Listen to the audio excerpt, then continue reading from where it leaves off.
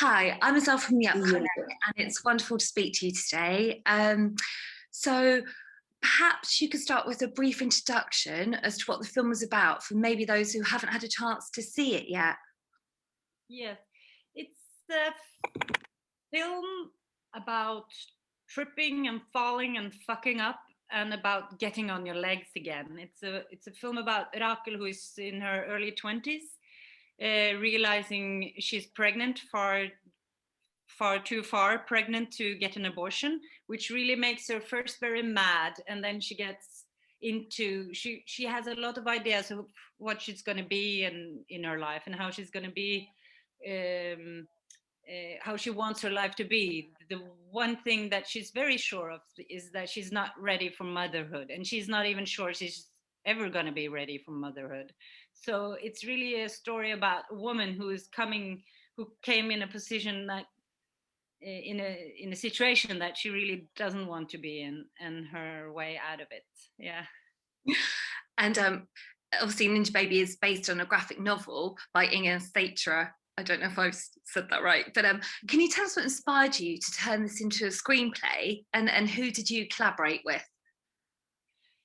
Well, the idea came to me when I was finishing the mix of my first feature.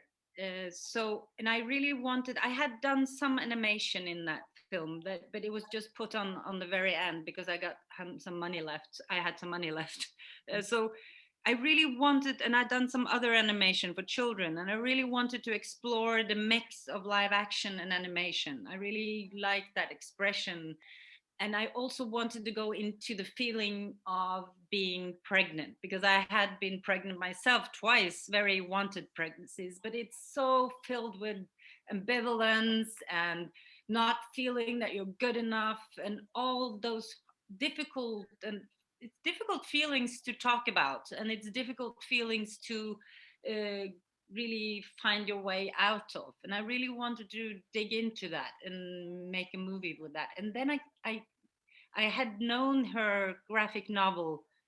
It was came out years earlier, and that was just perfect. I knew who Inga was, and I knew her. I hadn't worked with her, and I knew she was an animator, and she had also made a wonderful cartoons of Grubby Girls, which is a bit older, and they really spoke to me.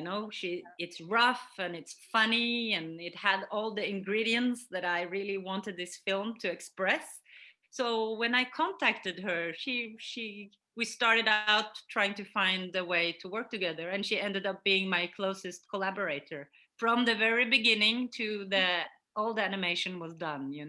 Oh my gosh. Okay, so sort of on to my next question, where the illustrated character of Ninja Baby is obviously Raquel's figment of her imagination, and it kind of shows her childlike side, her naivety, and then her job as well. So was it always your plan to introduce an animated element right from the very beginning then, all along?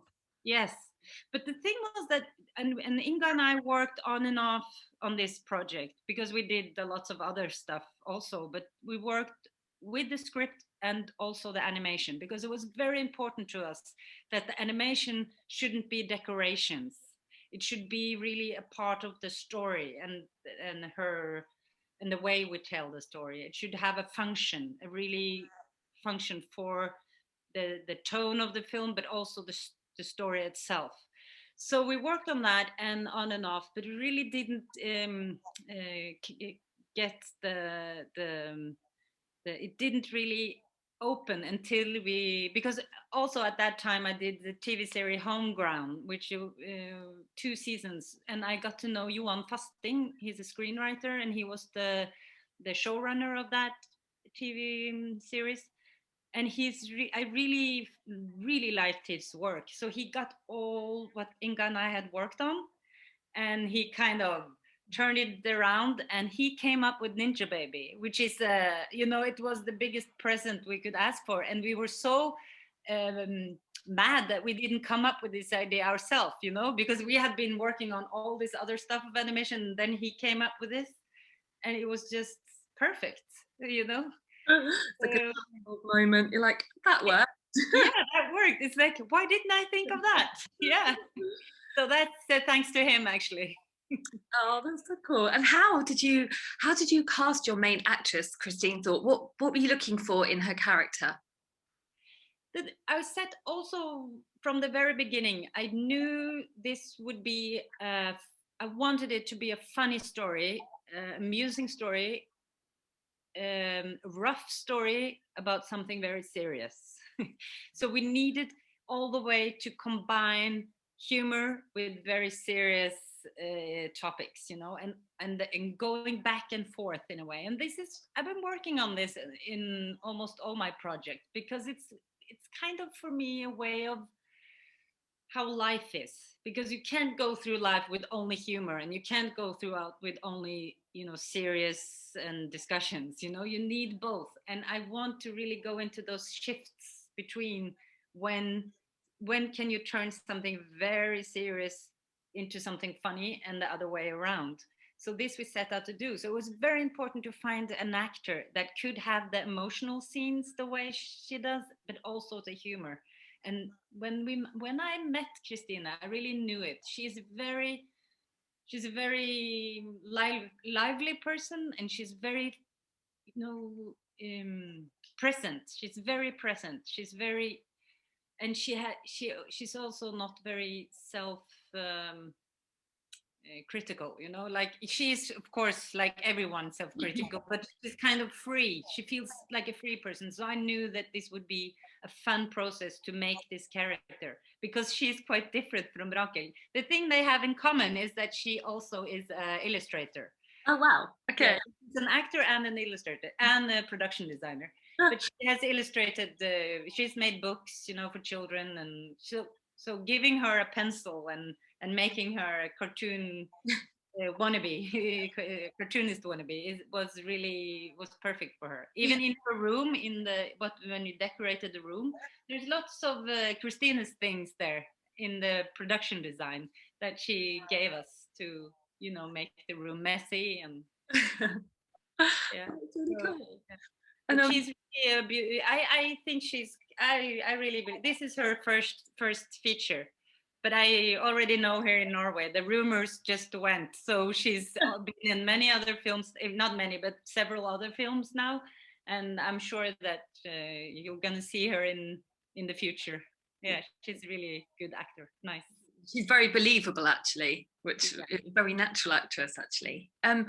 So the film explores the idea that both of the men in Raquel's life, Moss and the father Dick Jesus, are happy to kind of take more responsibility and love her regardless, kind of through this pregnancy, and stick by her. And it turns out that as a mother, she kind of runs away from it all. Was it intentional to tip that gender association on its head with the film? I think I just have that as a core. Like it's really important to me to make films that can broaden your view and your acceptance on how to be a woman and how to be a man. And I really want to, it shouldn't be a shock to people if a man say, I want to spend my life taking care of my kids. Mm. You know, it should be something that, okay, you want to do that, you know. It's not, it's really, I wanted to show also the difference in those two male characters. I wanted to show a difference also how one, because Moss really sees Raquel, and they kind of are nerdy people, both of them, and they really find the common ground in a way. But it's too bad, you know, all this circumstances really doesn't work in their favor. But and I also wanted to show that what you protect, kind of how you, when you meet Dick Jesus, you know, Dick Jesus is also the nickname that the two girls gave him. And you know, we've all known some Dick Jesuses, and they kind of, you're allowed to put people in that little box, but we have to acknowledge that they are so much more than that also, you know. But sometimes it's fun to just put them in that box also and laugh about it, you know. Yeah. I agree. Um, and how does it feel to be selected to premiere Ninja Baby at Berlin Film Festival this year? And are you looking forward to, cross fingers, the in-person event in June, if it goes ahead? Oh God. Really wish. There's nothing going on in Oslo now.